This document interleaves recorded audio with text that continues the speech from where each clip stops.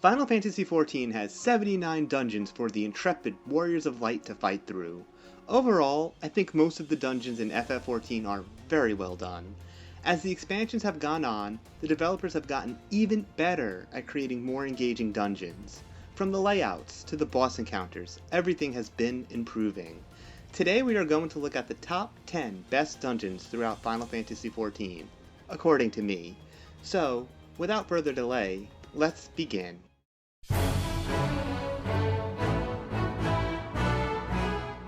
Coming in at number 10 is Belsar's Wall, which has an amazing aesthetic.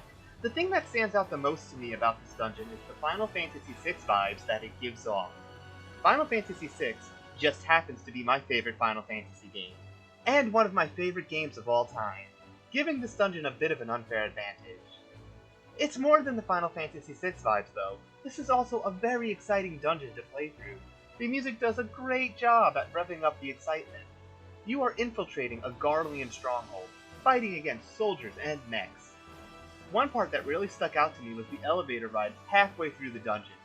It was reminiscent of an escape sequence in, you guessed it, Final Fantasy VI, where you ride a minecart out of a research facility.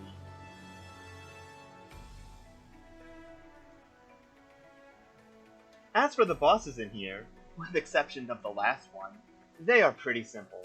The first boss, named the Magitech Predator, is really just a tank and spank, and there are some ads sprinkled in. The second boss fight, named the Armored Weapon, well, he has a debuff mechanic, where you need to stop moving and attacking, or you take damage. The last boss, named the Griffin, is the most fun because it has the most mechanics. He does the look away mechanic. An eyeball appears above his head, and you just need to turn your character around.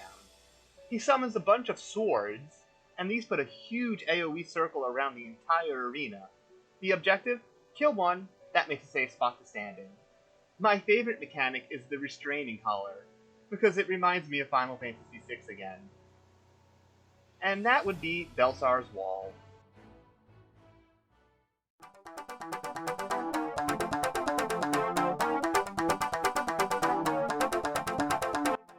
Coming in at number 9 is Doma Castle.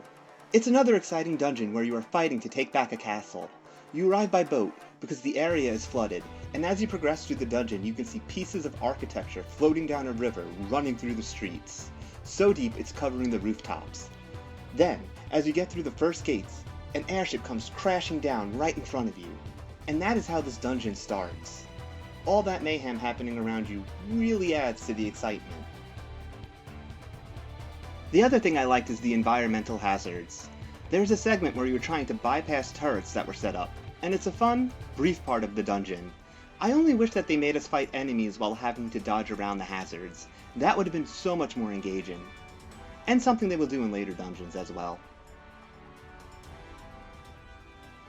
The boss fights were also really cool.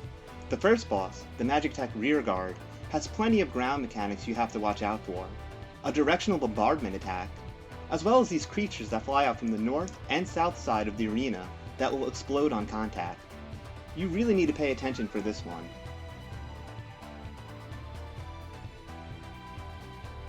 The second boss, the Magitech Hexadrone, has plenty of ground AoEs to contend with, as well as a soak and spread mechanic, which keeps you always engaged as the fight goes on.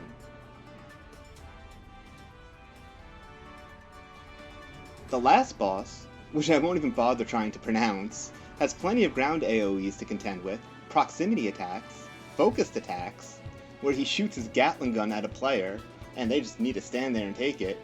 This is a really fun fight as well.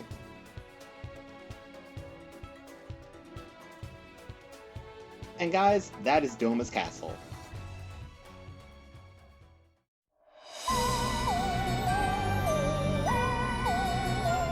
At number 8 is Matoya's Relic. Doesn't that name just conjure up the imagery of something primordial? Something old? Kind of like Matoya herself? The dungeon has you following toad familiars who help you progress through 3 different types of biomes to get huge cauldrons churning, those being earth, water, and fire. I find this dungeon to be a lot of fun to progress through, mainly because the areas are so different. You start in the Clay Cauldron, which is the earth biome, where you fight enemies with a very earthy tone. It's thematic. The boss for this area is Mudman, a very fitting name for a boss made of mud, and he throws mud balls at you and causes earthquakes. When you have a tether connecting you to a mud ball, you need to position yourself to make sure it goes in the hole. But make sure there isn't a creepy stalker mudman sticking out.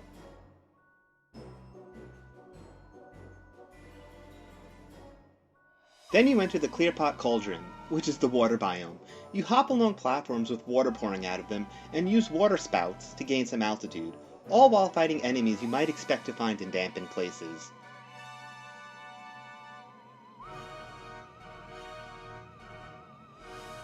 The boss, unsurprisingly, is water-themed. There are huge pipes that shoot pressurized water at you. And you jump on a cloud to dodge a humongous water explosion. It's a really fun fight with a lot of spectacle to it. Then you go through the Kilnfire Cauldron, which is the fire biome, containing flaming enemies and hot magma all over the place. There is even some environmental hazards to look out for here. The boss is the excruciating heat.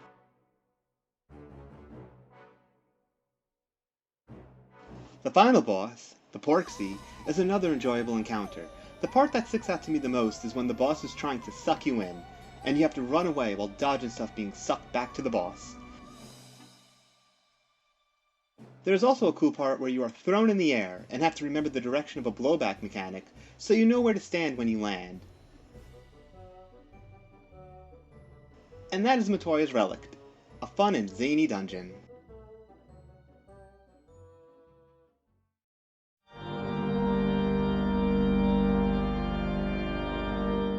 For number 7, we have the Vault. If you like medieval architecture, church organ music, and all things knights, then the Vault is the place for you. This dungeon takes place in a medieval church, where there are huge stained glass windows, massive doors, and the ceiling is multiple stories above your head. The way the light cracks through the windows adds so much to the atmosphere. As you progress, you fight a variety of knights, that makes sense, gargoyles, okay, those are on lots of churches, and chess piece knights? A bit of a reach there, but it works, kinda gives a feel of something from Lewis Carroll. By the time you get to the end of the dungeon, you are running along the rooftops during a sunset, and it's quite striking. The bosses in here are also very well done. Sir Adolfbel, the first boss, has you dodging his balls before they can explode right in your face.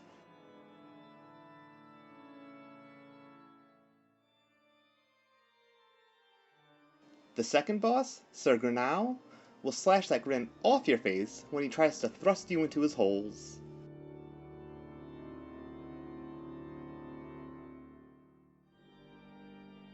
Finally, you fight against Sir Sharabart, who is very much into bondage and tries to chain you to your friends. Also, he summons chess piece knights to come trample you, but luckily there are some empty spaces to hide in. And that, my friends, is the Vault.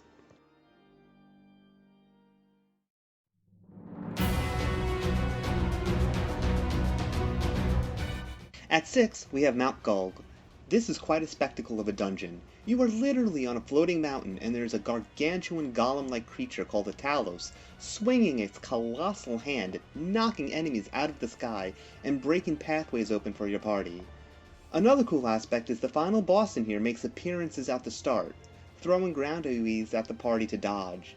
I also love the way the skybox looks, the god rays shining through the clouds, and golden beam-like structures surrounding the top of the mountain. This adds so much awe.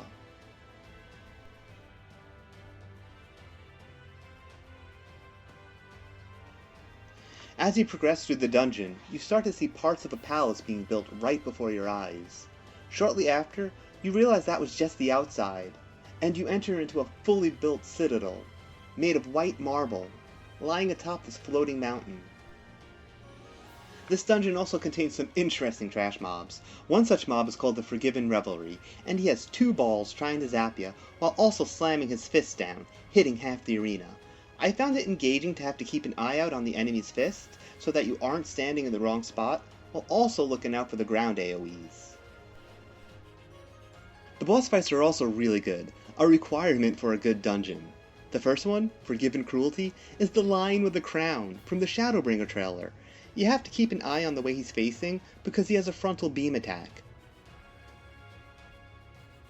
He also has an ability called Typhoon Wing, where you have to watch for exploding balls and a ground AoE coming from the boss.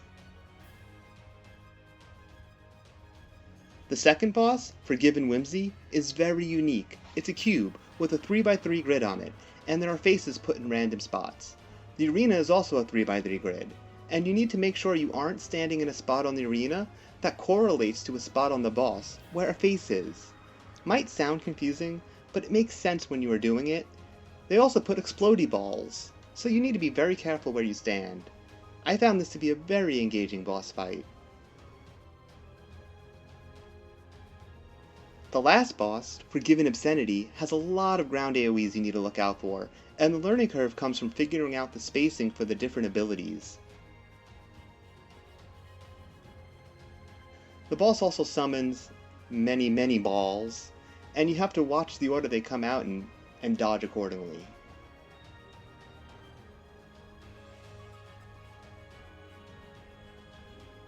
And that is Mount Gulg, quite the dungeon.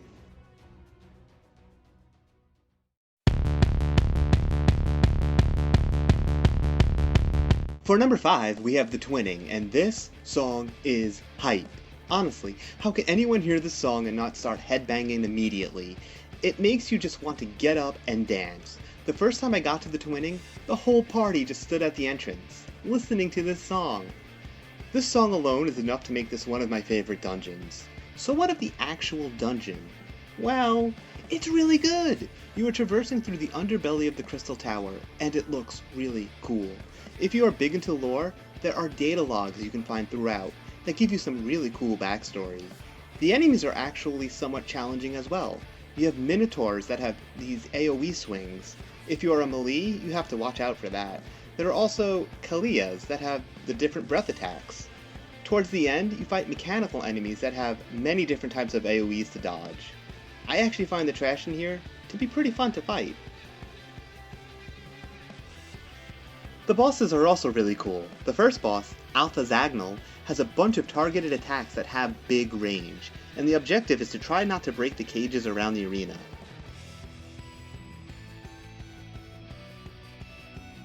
The second boss, Mithridates, has a lot of ground AoEs to dance around. This makes the fight so very engaging. The final boss, the Tycoon, is something straight out of Alexander, the Raid. He has ground AoEs and a beam attack that gets frozen in time. You then get a countdown before the beam will fire, so you have to make sure you are standing in the safe spot. And that is The Twinning.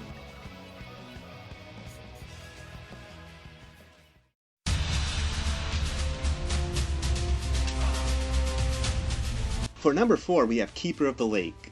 This dungeon has a lot of lore significance, which makes it cool before you even enter it. Then you enter, and that drumline starts beating, and the epic music sweeps in, and you know that you are in for an amazing time. What makes this dungeon so cool is the progression of it. You start off in a cave that has been forever altered by the impact from that battleship and dragon when they came crashing down into Eorzea. As you progress upward, you enter the hull of the downed battleship, and the first boss awaits you. The Einhander, a bird who has taken possession of a Gatling gun and cerulean bombs from the battleship. This creature has certainly acclimated. Pressing forward and upward, you are now deeper into the battleship, where Garlean soldiers are trying to salvage whatever they can. Killing them, you get keys that allows you to further progress, continue and ever upward. The second boss greets you shortly after, the Magitech gunship. He summons ads and likes to drop fire patches all over the floor. Nothing our Warrior of Light can't handle. After that, you enter the part where Battleship and Dragon have twisted and merged together into some ungodly abomination. You progress ever upward, climbing through broken steel and the corpse of this huge dragon, fighting through hordes of the smaller dragons, who now call this their home. At the end, you are greeted with an amazing boss fight that plays this beautiful piano piece. I would dare not spoil whom you fight, but the mechanics of the fight were really fun. Lots of ground AoEs to dance around, plenty of movement. And that, guys, is Keeper of the Lake.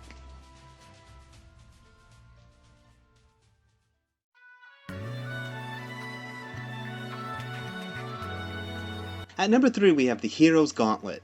What makes the Hero's Gauntlet such a fun dungeon is the setup. The MSQ puts you in this dungeon after a really cool sequence, and the dungeon is you rushing through zones that you spent a bunch of time leveling in, doing fates, hunts, and so forth. NPC friends you made throughout help your party clear the way, so you can quickly get to your location and stop the big threat. The music in here is great. It plays light motifs on songs you've heard before, which is something I always appreciate. Then there are the bosses, which I think are all very fun, and really add to why this dungeon is so high up on my list. The first boss is against the Thief, and the fight keeps you moving with a bunch of fun mechanics. He throws knives at the edge of the screen that you later have to dodge. He also has different ground AoEs that require you to pay attention to the shape and where he's going to jump. It's a well put together fight, and it's also a really fun fight. The second boss is against a Necromancer, and this boss summons corpses that follow you around, try to latch onto your foot, and they eventually explode. Corpse explosion in action. It's a cool aesthetic, and it's a callback to another dungeon. The final boss is a Berserker, and he is the most mechanically dense, requiring you to dodge various attacks. My favorite is when he makes craters in the ground, that you then have to get inside to dodge an arena-wide AoE. The aesthetic for this fight is just so cool. And that is the Hero's Gauntlet.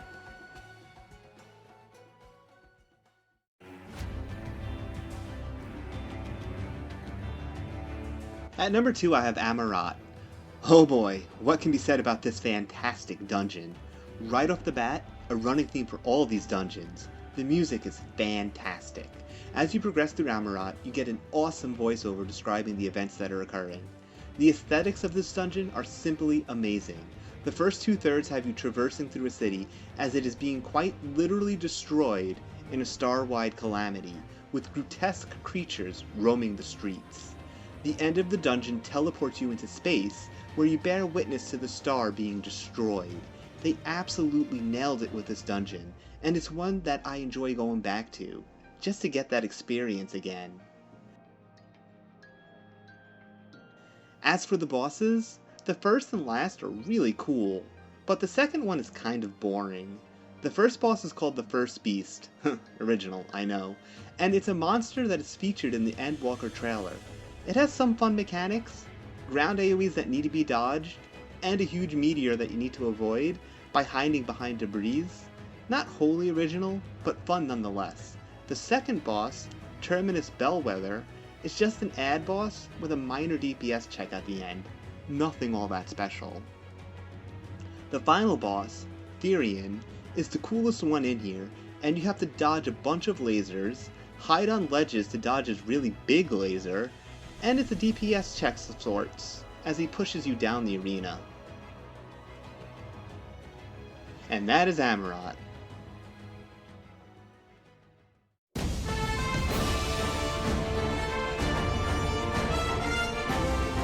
In my opinion, Gimlet Dark is the best dungeon. This dungeon reminds me of a World War I game, where you're in the trenches, fighting tooth and claw against your enemies. Allies you've met throughout the expansion, much like in Hero's Gauntlet, are there, boosting your morale and helping you fight. The way the searchlights are going off in the background gave me vibes of Final Fantasy VI. In fact, a lot of this dungeon gives me those vibes. The destruction going on around you and that epic music really add to this dungeon. I love how enemies parachute in from the sky. It's so freaking cool. Remember how I said I wish you had to dodge the environmental hazards in Doma? Well, here missiles are being shot at you throughout, and you do have to actually dodge them. The bosses in here are also very well designed. The first boss, the Colossus, has the clockwise/counterclockwise mechanic, where arrows spin around the boss, showing you which way he's going to turn, and then he starts slamming his sword down while pirouetting in that direction. It's a really fun mechanic that you will see a lot in upcoming dungeons, as well as raids, so it's good to learn it now. Then you fight Prometheus, who is very reminiscent of a boss in Final Fantasy VI. Oh, how this game spoils me. And he has a fun mechanic where he tunnels into the ground, and then tunnels out through the mountain, trying to run over your party. The last boss, you actually face off against two people, Julia and Annie, and it has a lot of ground AoEs to watch out for. This last boss's dance is really fun, and it's also kind of challenging.